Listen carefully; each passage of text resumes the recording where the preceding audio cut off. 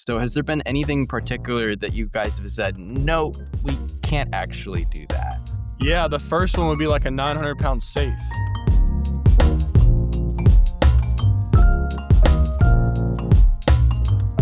Alrighty, everyone. Welcome back to the Startup Storybook podcast, where we share stories of college-age entrepreneurs to inspire others to start their business. This week's guest is Brooks Fuller. Brooks owns Room to Room Movers. He's from the Alabama area, went to Auburn for undergrad, played baseball, and took advantage of an opportunity in college to start this business. Brooks, thanks for coming on. Yeah, guys, thanks for having me. I been following you guys for a few months now. I think it's a good time to buy into the stock of what y'all are doing. I'm impressed, so thanks for having me. Absolutely. So why don't we just jump in with a quick background? So where you're from, how you got to Auburn, and what's been going on since then. Yeah, man. Born and raised in Auburn, Alabama. So naturally, I grew up an Auburn fan. For those of you who know Cam Newton and the Kick Six, the Prayer and Jordan Hare, that was my childhood growing up. So pretty cool to grow up in Auburn. My mom and dad met at Auburn. So I'm actually I'm third generation. My grandparents met here too. So I was fortunate enough to follow my grandparents and my parents' footsteps and attend Auburn University. I played baseball here for 4 years, from 2019 to 2022. 2 of those 4 years, we made it to the College World Series in Omaha. So that was a really unique experience. Yeah, that was awesome. And then graduated in finance, like you said, in 2022. Kind of went with Room to Room Movers from there, and that's led me to this point, speaking with you guys today. Awesome. So got your background now. Tell us about Room to Room, because you got a cool story on how it started. Yeah, it's unique. At a very high level, I never wanted to go to school to own a business. I wanted to go to school, get a degree, and go play in the big leagues, right? That was a dream as a baseball player. God had a different plan for me, which I'm very grateful for. But for my first year or two of college, I was going to class, I was studying, but the goal was to graduate and go play in the big leagues. And then COVID hit. So we all know where we were March 2020. For me, I was in Auburn. We were at the height of our baseball season in the SEC. COVID hit campus during spring break, which is really the correlation that put us here today. Without that correlation of COVID hitting Auburn's campus during spring break, I probably wouldn't be speaking to you guys today. But it did hit campus. It shut down Auburn. It shut down the dorms. It shut down school.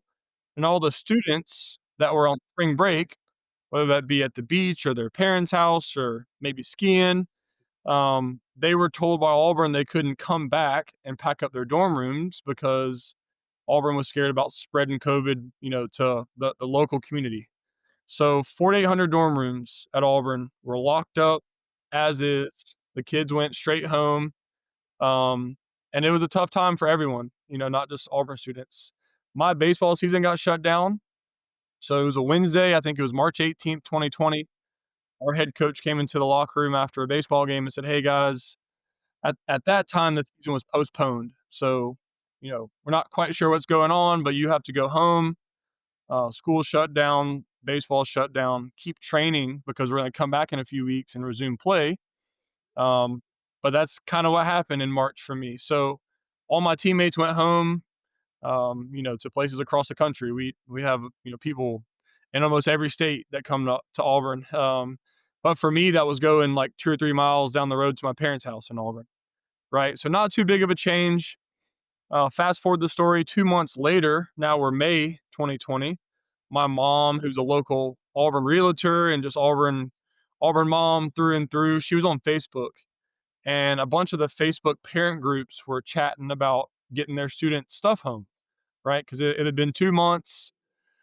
Everyone's bored. No one knows what's going on. And there's still stuff locked up in the dorm rooms. So my mom saw this and she saw it for a few weeks. And finally, she talked to some people that she knew at Auburn and just kind of posed the question like, hey, can the Fuller family help Auburn and these Auburn students, right? That's kind of what Auburn people are known for. We like to help each other out. And within 2 or 3 weeks after that, people were shipping their dorm room keys to my parents' house, which is like 5 minutes from the dorm rooms. And then my brother and I, who were bored sitting around waiting for baseball season to come back around, we would go into the dorms with masks and gloves on because it was COVID. We'd pack them up in the UPS box. We'd ship them back to, Fort Worth, Texas or California. We were shipping them all across the country. And, Sam War Eagle afterward, right? So it wasn't a moving company. It wasn't room to room movers. It was Miss Lori Fuller, Brady Fuller, my brother, and me going into these dorm rooms, packing them up, taking them to UPS, putting a label on it and shipping them home. We didn't have pricing. We didn't have a website. We didn't have a name.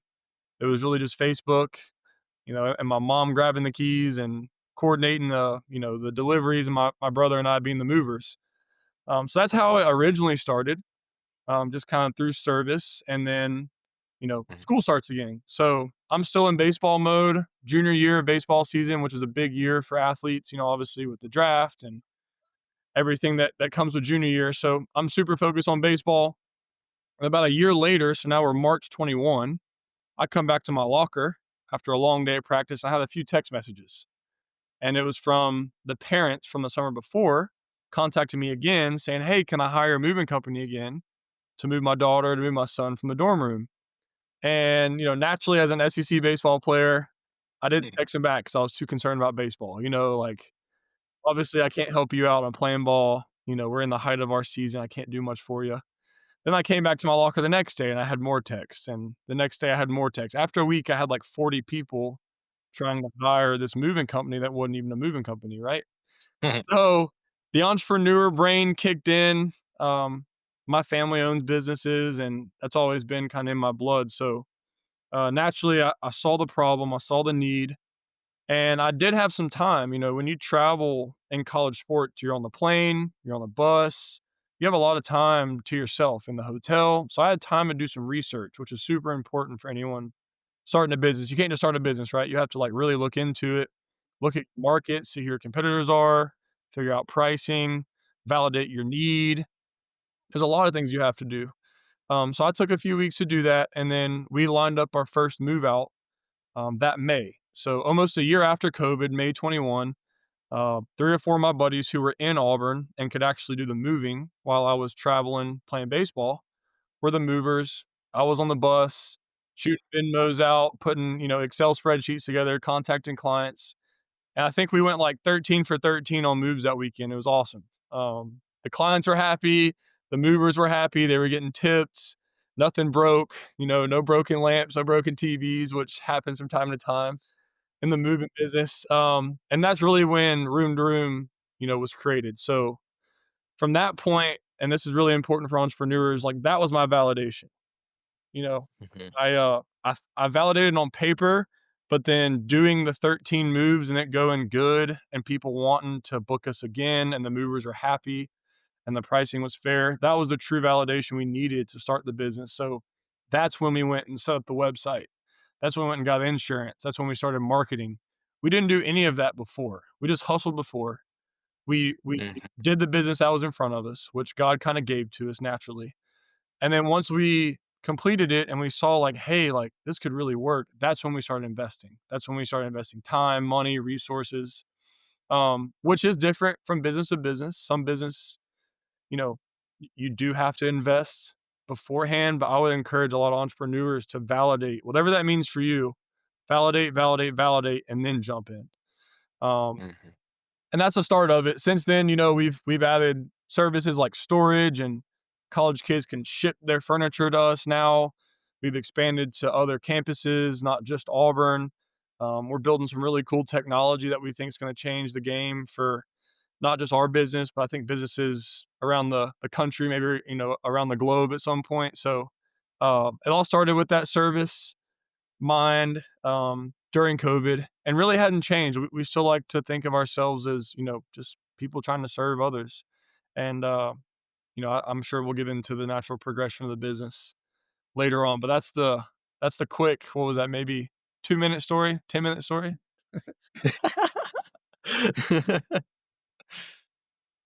Yeah, that's awesome. So I think before we dive into business, what do you play in baseball? What was your position? I was a left-handed pitcher. Okay, Oh, wow. Yeah. gotcha. So can you explain the process of like making it to the big leagues? Because I know there's like obviously the draft and everything, and I know generally how it works. But like, what do you have to do while you're in school to get to that point?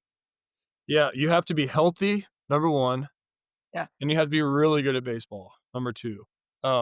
That's like the 2, like, points, but, I mean, you have to be really good, and then your junior year or senior year, you're eligible to be drafted or signed. yeah, So, unlike the NFL where you go straight to the NFL, once you get signed or drafted as a college athlete, you go to professional baseball.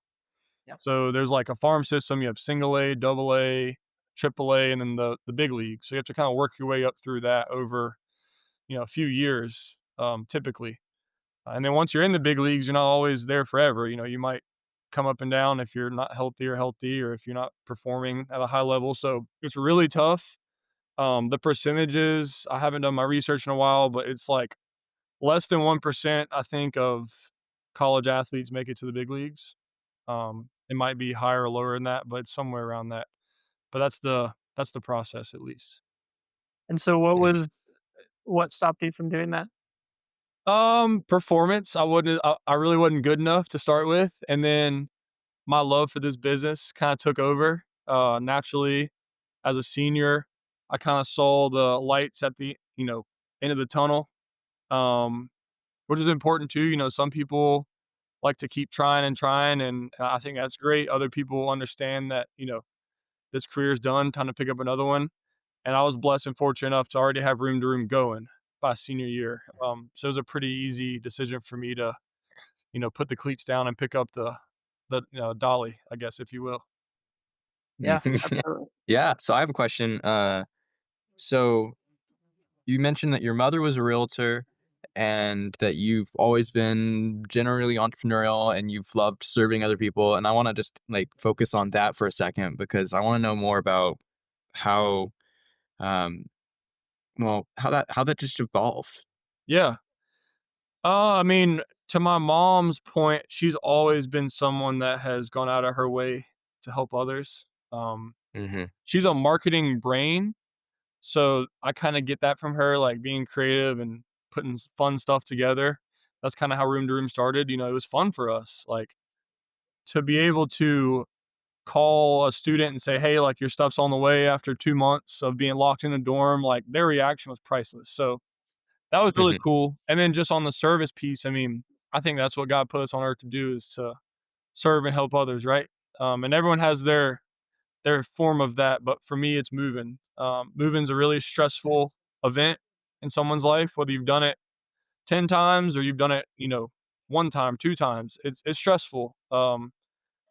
You're typically having to close on a house or move into a new dorm room. Like there's a lot of newness around. You have your valuable items that some strangers handling for you. So being able to just enjoy the process and kind of hold our client's hand from booking all the way to the end is where we find value at Room to Room. Absolutely. And so, once it kind of got established and you had these people calling you back and actually wanting to do more jobs, um, how did you start building out the team? Because you've got a large team of like even just I think you have 8 to 10 people kind of on staff, and then a whole bunch of movers. I'm certain. So how did you? What was the progression of building the team? Yeah, so in 2021 when we started, like I said, it was me and 3 or 4 buddies that were in Auburn that could do the moving. And then when baseball season got done, which would have been in late May, that's when we built the website, social media, insurance. We went A to Z.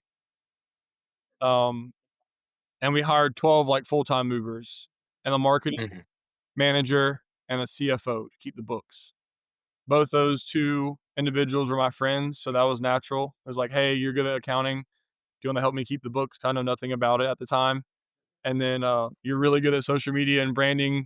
Do you wanna come help us with that?" Because that's where our clients are typically finding our brand at. So it was us 3 and 12 movers, I guess. And then, the next year I graduate from Auburn.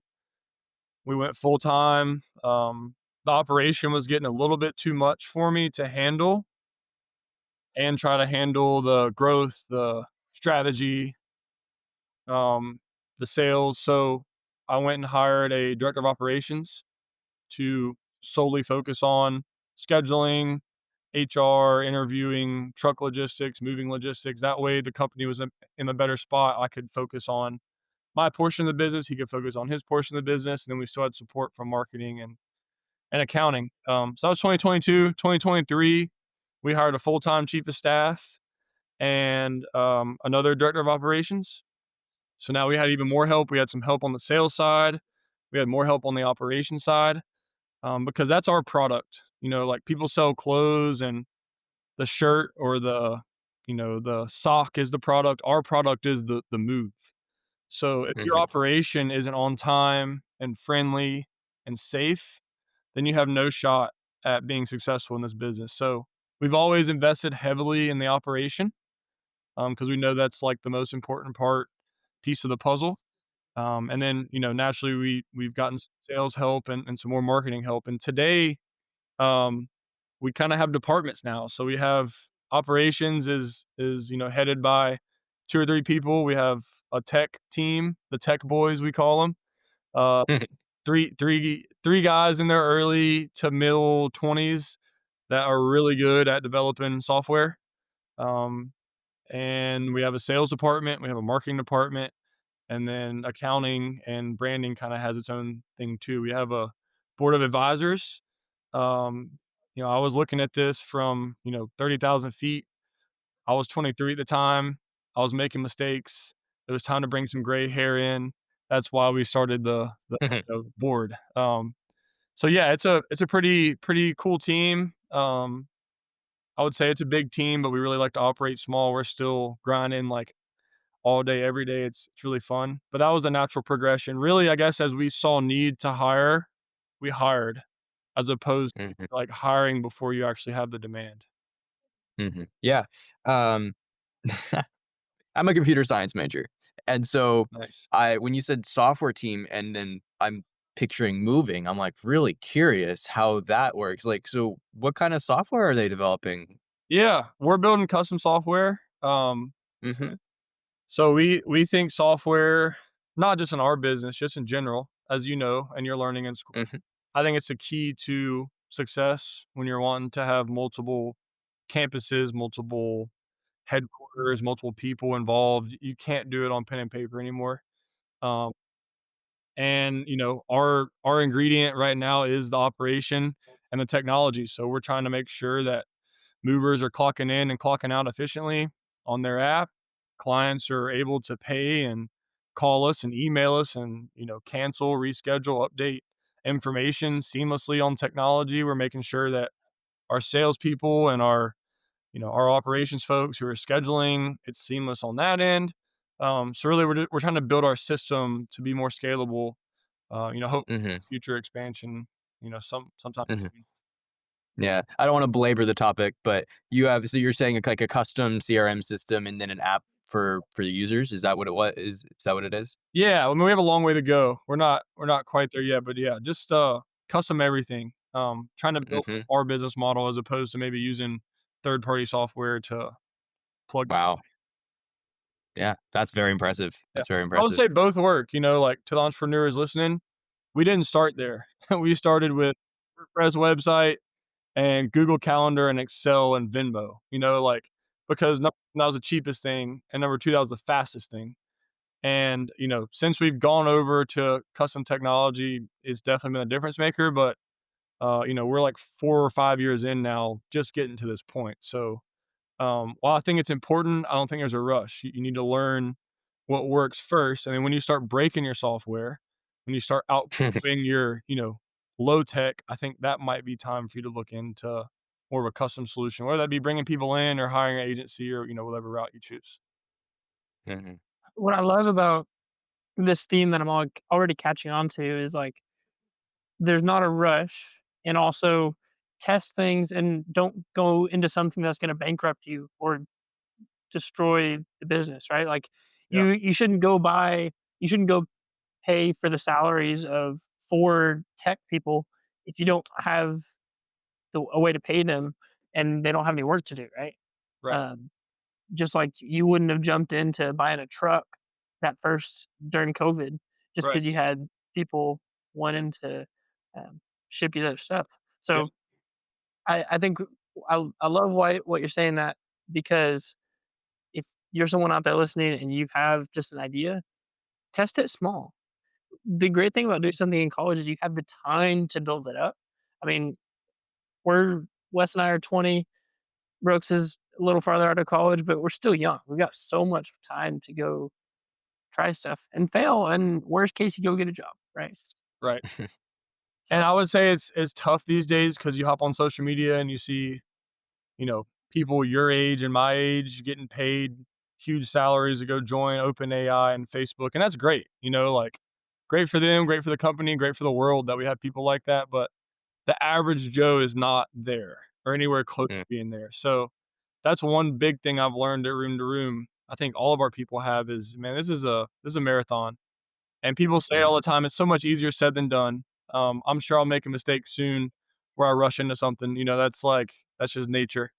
But yeah, be patient with it. Like you said, test something small. If you can, test it cheap. Um, and just know, your business model. And this isn't for everyone. There are some business models that you do need to go raise money and go ahead and build it out and, go for it. But I would say if you're, in the service based industry or looking to start something, if you don't have money to go get it, you don't need the money. You can start it small. mhm. okay. Yeah, um, wow. I think I've been just super, super impressed by the amount of, like, the way that y'all have approached this business is like, unusual, I think is a way to put it. It's like you've approached it with so much patience and wisdom and thoughtfulness, and, I mean, of course, tons of businesses have that, Right. but from the get-go, that surprises me, and I don't know if there's anything really you can speak to that, but that's just awesome. Yeah. I'm grateful to hear that. The entrepreneur in me wants to go and wants to Mhm. go to every school ever, like, that's the dream. But then, you wake up and you kinda think through it again, and it wouldn't be so bad to just hit one at a time and make sure all the ducks are in a row, before Mhm. really going too fast with it. Yeah.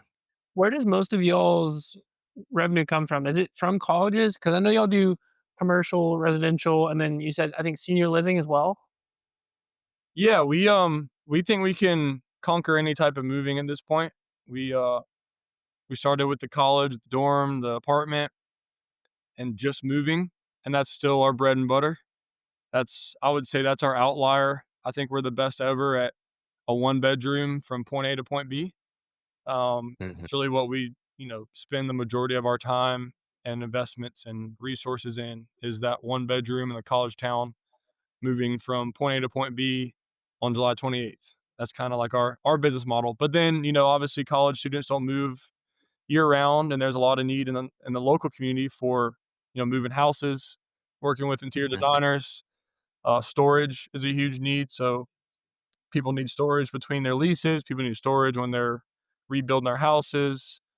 We do long distance moving. I think we traveled to, I want to say 9 or 10 states this year. The farthest we've gone is New York so far, almost like the to Canada. Um, Oh. that was interesting. I didn't sleep for like 3 nights when those guys are on the road, but it turned out good. Nothing broke. Everyone made it home safely, so that was a great experience. So yeah, that the Mhm. long distance moving, and then we do some handyman. So Mm. we found that if you're gonna move someone, you typically have to break their bed down, so you need tools for that. They might want you to hang their TV. They might want you to assemble their dresser. So we've kind of tried to turnkey at least a college moving experience, whether you need us to move it, store it, hang it, ship it, accept it, throw it away. We think we could be that solution for people. Mhm. I have 2 questions on that, Yep. kinda separate. First question, have you had anything break yet? um, yes, we have had some damaged items, unfortunately.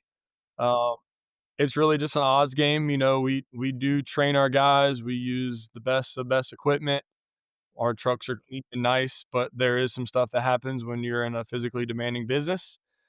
We don't love for it to happen, but we do let our movers know that if something does happen, we have insurance, we have their back. As long as there's no foul play involved, we're going to be there for them. And the clients understand too. It's a tough process, but they typically understand. If something breaks, as long as we're doing our part and making it up to them, then they're okay with it. Mhm. And then the second question there, to be honest, I'm blanking on it, and I might have to come back to it in a second, but, We'll come back I got to it. one. uh That was a good first. yeah. Mhm. So, Do you have any other questions, Turner? yeah, I do. So, how have you I mean, like you said, you have a lot of equipment, you have trucks. How did you fund all of this? Organically, Yeah, naturally, slowly, which is again different from business to business. I was fortunate to be able to do it that way, but my way's not the highway. That's just kind of how we've come. Um, but to start with, I mean, it was my pickup truck and I think my granddad's trailer that I picked up from his house and gave back to him after the first 13 dorms were done. So that was the first room to room. It wasn't a box truck or Mhm. nice polos that we wear now. I think it was like a $50 dolly, a few blankets that were probably like my blankets from the house, a pickup truck, and a trailer. And that's just how it started. And then we made profit on that and made profit on the next one. Eventually, it compounds. You have enough profit to invest back in the business. So um, that's how we've gotten to this point. Just organically, we've reinvested cash flows. So uh, Mhm. I live in a one bedroom apartment, which I'm totally down with. I love it actually. Um, because I am investing back in the business. It means more to me to invest in room to room than Brooks right now. So that's where we're at today. and by the time you graduated, were you making profit? Like, Yeah. enough to be paying yourself? Um, not a whole lot. Um, and that's kind of a subjective amount, but no, I was scraping by. I was moving. Because sometimes you'll get tipped on the moves. Like I would obviously keep that, but no, I wasn't making a whole lot to start with, and really um, could be making more. But again, I'd rather invest in room to room right now than Brooks. I think that's the key to success for us down the road, along with our other people that are involved in this. Absolutely. Mhm. Wes, do you remember the question? I got another one if I not. don't, but I have another one. Go for it. Um, so earlier you were talking about, and I quoted you saying, we're just trying to be people that serve," and that hit me as well. Uh, and if you want to talk about that, I'd love to hear more about how you see servitude and how that's been a foundation for your business. Yeah, I mean that's our culture. Like that's breathed from the top down, and then from the bottom back up to me. Like Mhm. there's people that keep me in check to make sure, like, hey, we're not doing this for room to room or Brooks. Sorry, we're doing this for the client or for the mover. Um, a really cool thing we haven't really hit on yet is the mover. It's typically in our model, it's a young individual that is finding their way through life that needs to make quick money. And needs to be surrounded by community, right? They're young, they're fragile in life. They don't know, typically what they want to do yet. So myself along with my team, we show up every day, and that's kind of what gets us going is knowing that we have these guys and girls as movers and handyman that we can impact on a daily basis through service, through taking them to lunch, through checking in, thanking them for doing a good job, making sure their payments are flawless and never hang up, right?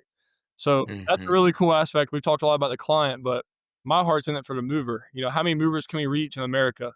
Is kind of our goal as a company, not how much money can we make over, all these college campuses. I really think that we're going to be successful because we're trying to reach young individuals in college towns and give them something that, the majority of them need. They need money to pay for books and maybe their girlfriend or boyfriend's expense, um, movie tickets, whatever it is in college and, around the college age that you have to pay for that, hopefully that's number one. And then number two, can they, in the short time they spend with us, can they learn some things? Can they hear about Jesus a little bit? Can they hear about, Mhm. the room to room story and be inspired? Mhm. Wow. Wow. And is faith something that is talked about daily? Is that something that's just in the air all the time? I would like it to be. It's not a standard. You can come to work with us without faith, but for me, it is.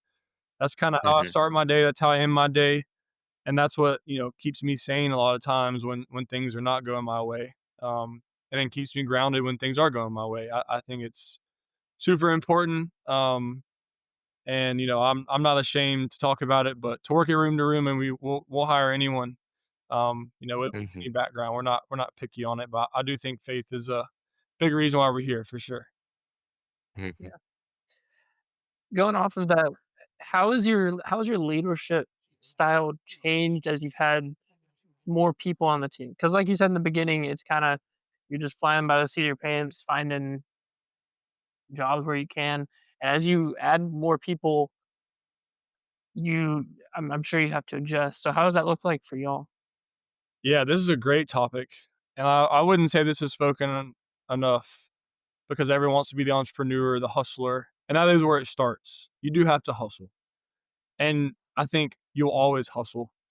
But then there becomes a time when you do have enough people where you can't do everything, even if you can, right? Even if you do feel like you can get through a day and do all the tasks that everyone else can do, for the business's sake, it's not good for you to do that. It's good for you to let the people do it because that's where they find value. They're the same as me. Like I'm not over anyone, like I'm just as good or bad as the person that works with me every day in the office. So there is a transition. It's not easy when you go from hustler with your hair on fire, working 6 a.m. to 8 p.m. every single day to having to learn to let other people do it. Um, a lot of times they'll do it better than you, which is great. Sometimes they won't do it as good as you, which, is a problem internally, but you kind of have to just, let go of the ropes at some point, and trust your systems. And then for the people that join you, they go through the same progression. So like a new employee is hustling and doing their job. And then after maybe a few years, they're hiring people and they're firing people, mhm, managing people. So it's not just the founder that goes through this transition. I feel like it's been everyone that has worked with us at Room to Room from the office perspective. Um, mhm, but that was my natural progression. I'm still working on it every day. I could be a better leader, definitely a better leader every day. And for me, I'm trying to, get better by reading books. I love, mhm, my mentor network that has been through this, the guys and girls who are vetted, who have managed hundreds, thousands of people, worked mhm, for numerous companies. That's where I try and go learn from. So I try and grab coffee with them or breakfast or just a quick phone call. That's been pretty beneficial so far for me. mhm.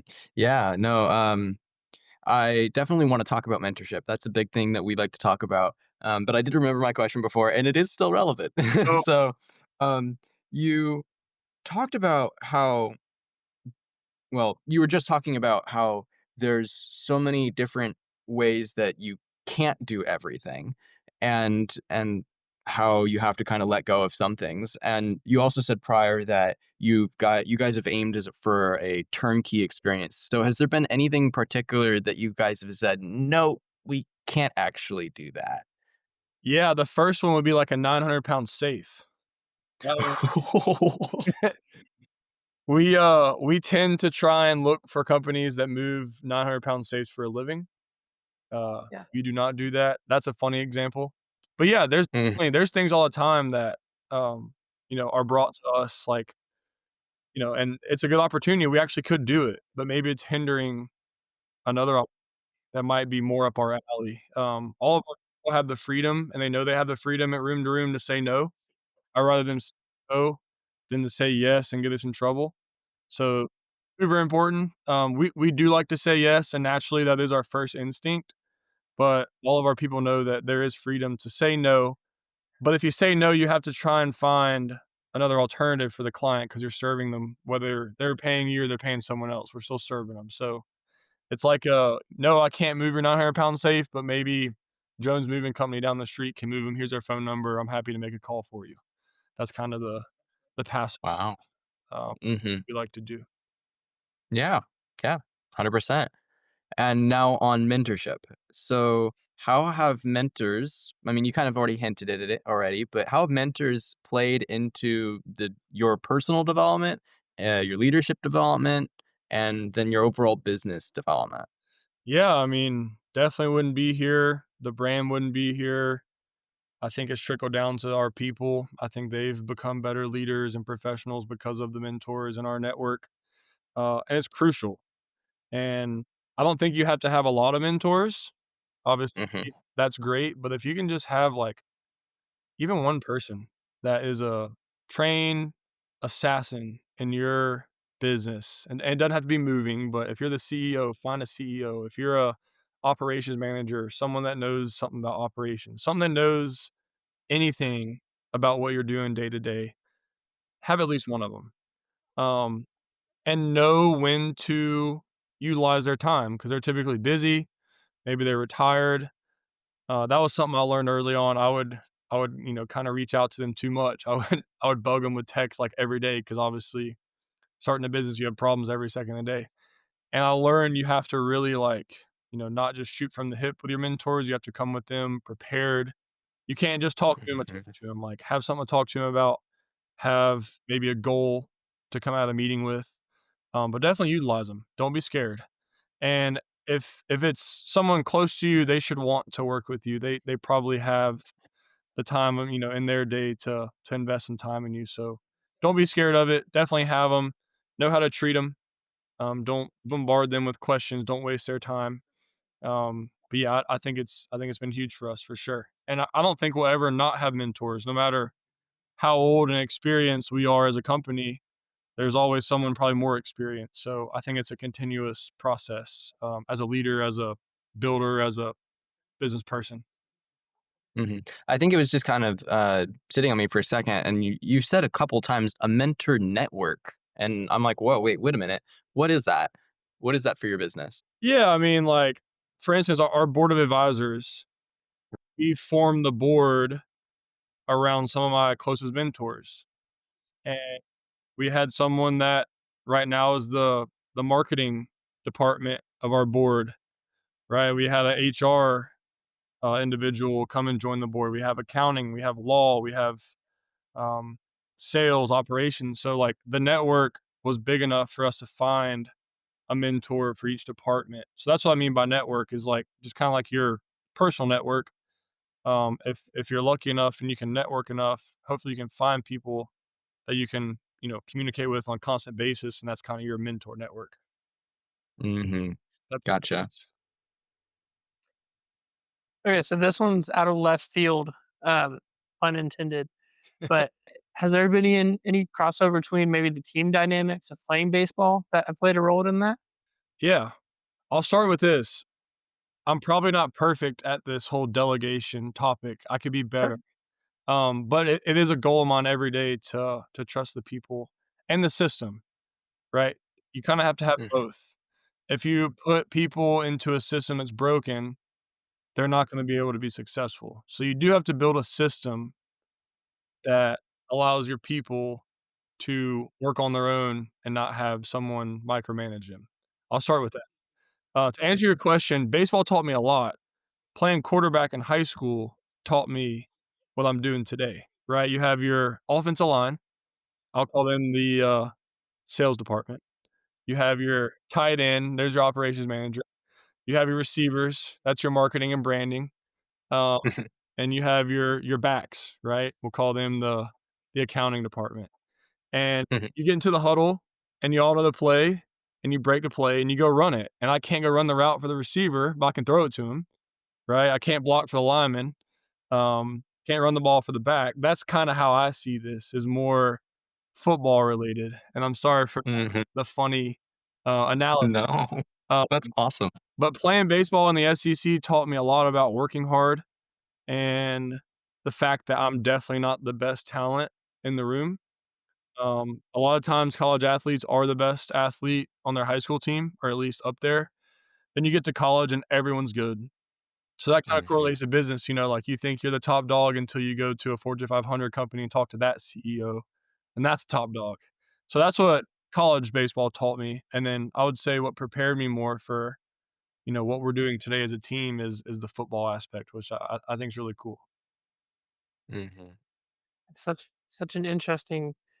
I I totally see what you're getting at. The line backs being the accountants is pretty funny.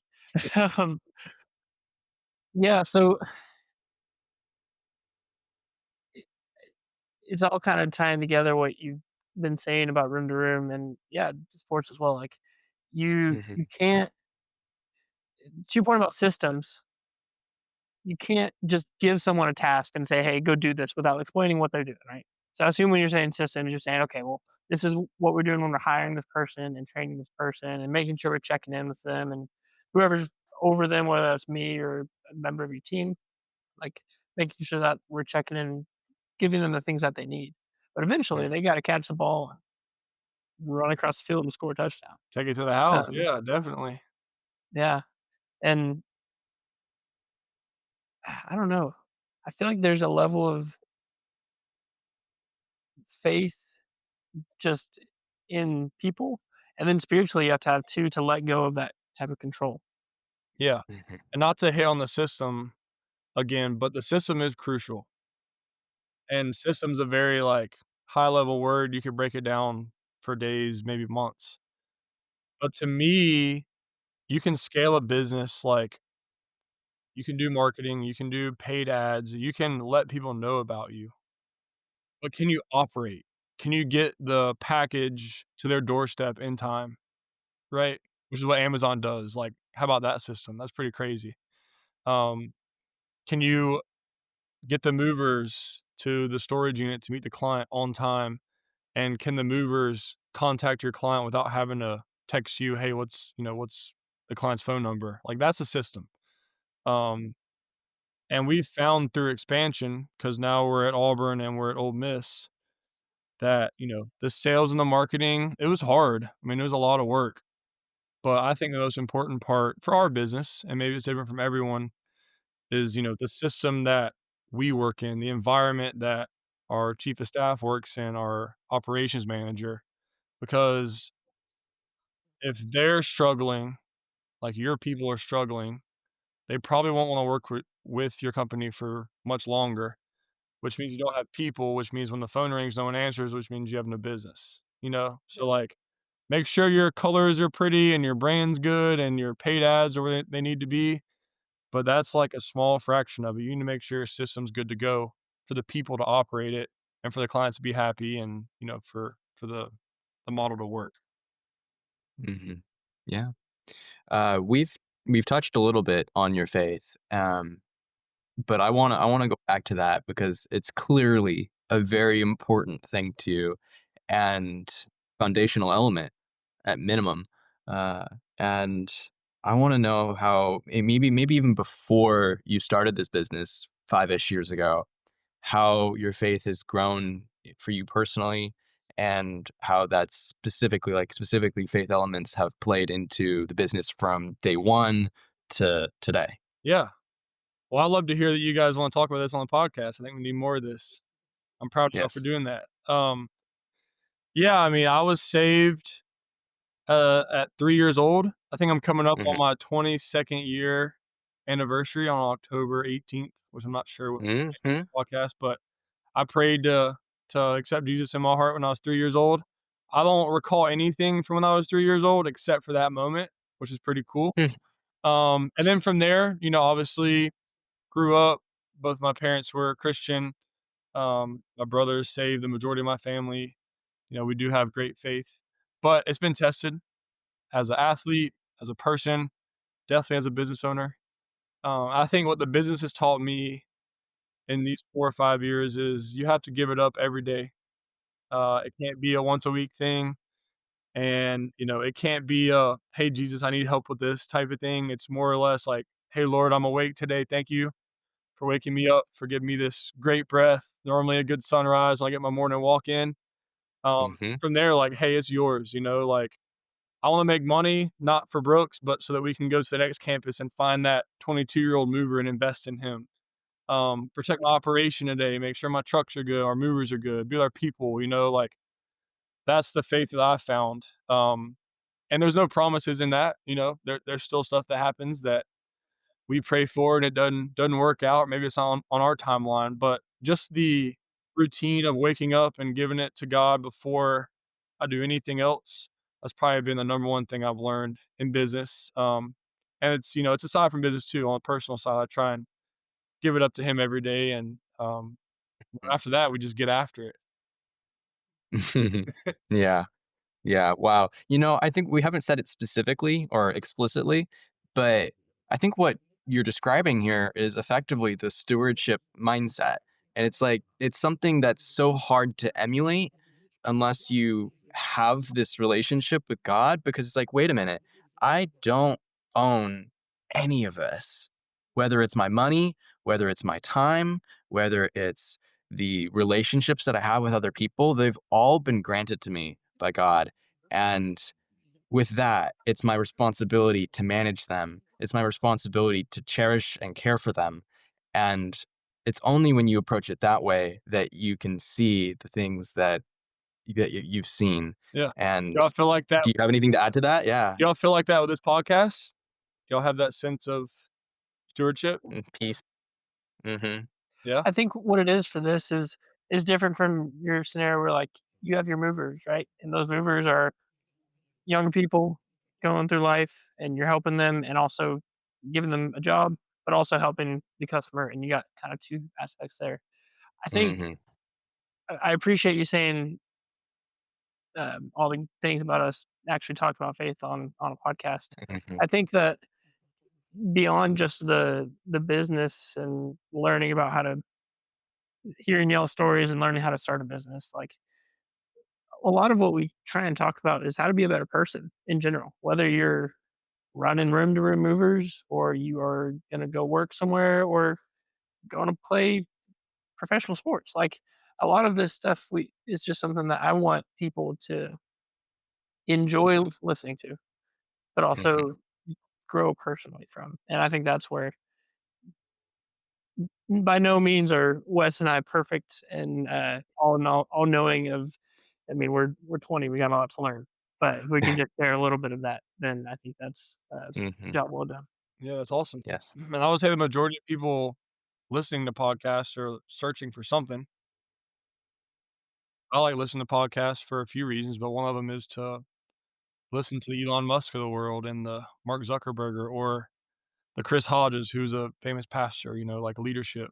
So y'all have a huge opportunity to lay it out there, and no one can really tell y'all anything. I'm sure there's some guidelines you have to adhere to be on Spotify and Apple Music, but I feel like y'all could kinda talk about anything. Yeah, Mm-hmm. absolutely. And Yeah. there's not a lot of um, stuff out there for younger people. I mean, like you said, it is the Elon Musk of the world, which is awesome. Like you need to hear that. You need to see that you really are just a little fish in a big pond.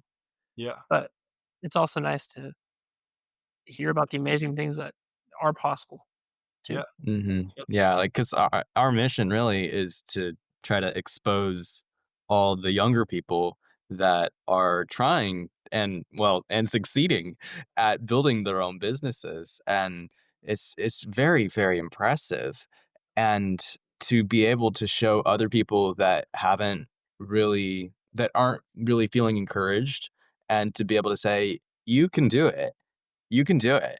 Yep. And to say, "Look at these people. They've done it, and they're not so far ahead that it's, like, such a huge disconnect." Like, the people like, you can read, I'm bummed that I never really finished it, and I have the book sitting over here in my room, the, Walter Isaacson, um, Elon Musk biography, and it's a very, very interesting book, but there's still even a little bit of a disconnect, because it was so much time ago. But yeah, that's our mission, is to try to expose the different expose the different people that have already made the jump into their business and show others that they can do it too. Right. And hopefully the people on y'all's podcasts, I would say if they're a successful entrepreneur, they're not gonna sit up here and tell you they got it figured out, you know? Hmm. The people who are quote unquote behind or haven't started yet, like I'm gonna day tomorrow and I'm gonna have problems. Like, by no means do we have it figured out. I've been in business for 4 or 5 years. Maybe that's a few years more than other folks, but we all deal with the same Mhm, problems no matter how experienced you are. So hope take that and find some value there. Well, I think there's lots of parallels there with life and faith in general. You always hear like, "I wanna have a work-life balance," right? mhm, Which I don't know, we've heard a couple times guests say you just have a life balance of, "Yeah, I'm gonna go to work and do something that I love, and then I'll but I'm not keeping, like, my faith separate from that, and I'm not gonna ignore a call from my girlfriend or, something important in my personal life because of that." Yeah.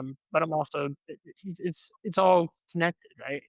Um, you have problems in your business, you're gonna have problems in life, you're gonna have struggles in faith. It's all it's all interconnected. Yeah, definitely. I would say there's a lot of seasons in business in terms of work-life balance. Like, for me, my summers are crazy, you know? I don't mhm, get to go to the beach. I don't get to go to the lake much. But then this time of year, we're still working hard, but we don't have 47 moves today to manage, right? So I went and got dinner with my mom, brother, and dad. Like, when you can find your time to invest in your people and your family and your friends, do it, and put your phone down, like, leave it in the car. Don't check your email as much as you want to, and maybe that's the only thing you're thinking about at dinner. Don't but just know, like, don't feel bad for having to say no during busy season, whatever that busy season looks like for you.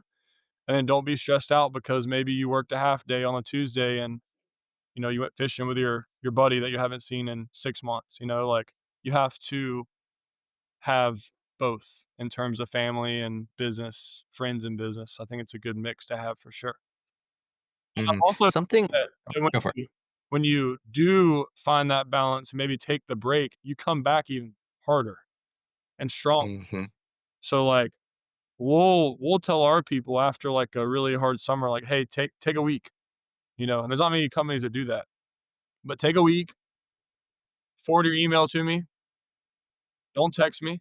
I don't care what's happening. I don't care what you do, but don't come in here for a week. And conceptually, we've all found that, like, hey, like, I am fired up on that Monday I come back to work.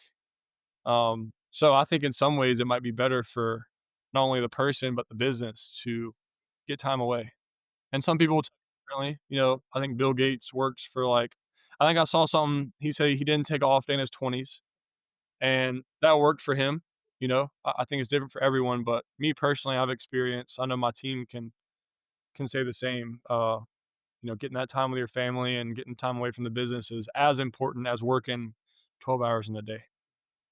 mhm. Yeah, I mean, you saying about, like, investing in people, setting your phone down, Yeah, and I was like, "Yep, mhm, that's where it's at," and something that I've been trying to work with personally, and I think you just described it, we didn't say it, though, specifically, was exercising and practicing the Sabbath, and it's biblical, yes, but it's also incredibly practical when you exercise it and, because it works, and yeah, when you take rest, appropriately, yeah, it's amazing the things that you can do when you are rested. yeah. And And do you have any other extra notes on how that connects for you? I mean, it's probably tough for people our age because, like, I wouldn't say all of Mhm, social media tells you to work, work, work, but I see a lot of it mhm, where it's like all these founders, they worked, all this time, they never took off time, and you know, that's the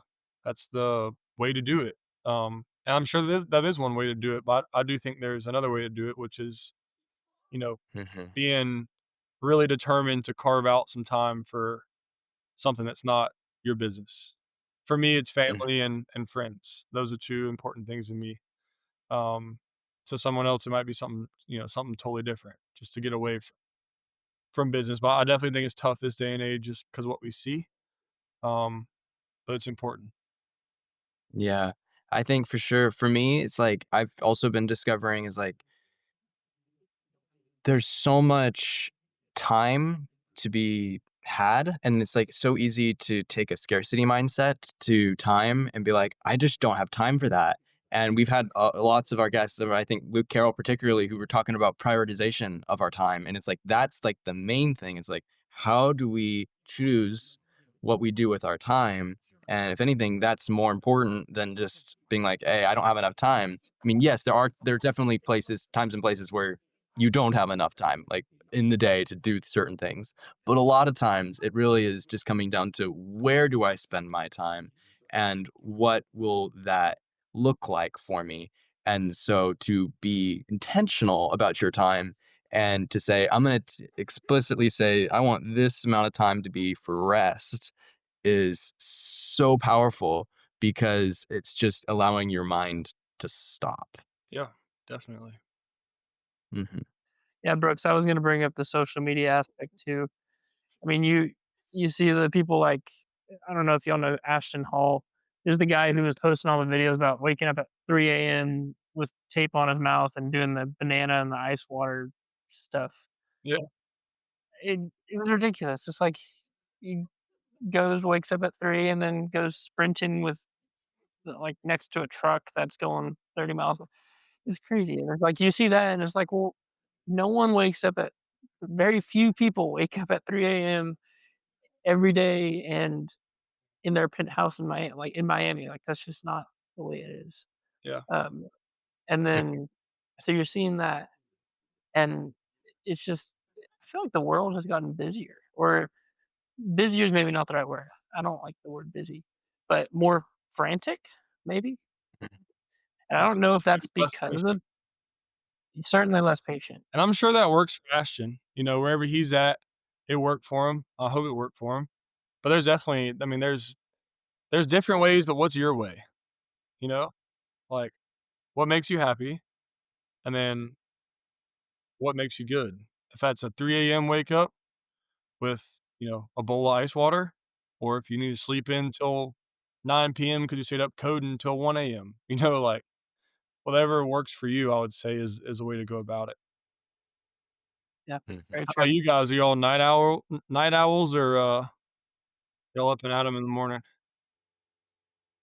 I've always been the person that naturally wants to stay up late, but I've had to make myself go to bed early, and I've in that tune, I've made myself more of a morning person. Um, and I think I definitely like that for myself personally because every morning feels like a reset and an opportunity to do that. So if I'm starting early and getting that reset in, then I have a lot more opportunities to do things that I wouldn't have done otherwise if I woke up later in the day. Right. That's just me. Um, but yeah, I'm definitely transitioned into much more of a morning person. Nice. How about you? And I've always been a morning person. Um, just kind of growing up, I'd be up and ready to do stuff. Or in high school, I worked at a golf course back home, so would be up pretty early to go get carts and that type of stuff, and working out or doing whatever. So Mhm. I can't stay up very late. I'm an old person at heart, I guess. I'm hopping in the shower and getting in bed right after this, so me too. Yeah, Mhm. exactly. So Brooks, we always ask our guests right at the end, what's one piece of advice you'd give to your freshman self, knowing everything you know now? My freshman self that wants to be a business owner or just wants to be a freshman? Either way. To both of them, have fun in college, make a lot of friends. That's probably one thing I wish I can go back and do more, is just make more friends. Not that I didn't make friends, but make more friends, period. Like, if you have 100 friends, make 1,000 friends. If you have 10 friends, make 100 friends. Um, that's really cool. That's something I would go back and do. And then, I mean, don't rush it, man. Like, if I could go back and be 20, I would. I'd give it all up. And I'm sure the 80-year-old that, he'd probably pay to go back to be 20 years old. 'Cause that's the one thing you can't buy back is time. So college goes by so fast. I mean, it's crazy how fast it goes. After you're out, it's really just work and family. There's not a whole lot else on the other side of it. So take your 5th year, take your 6th year if you can.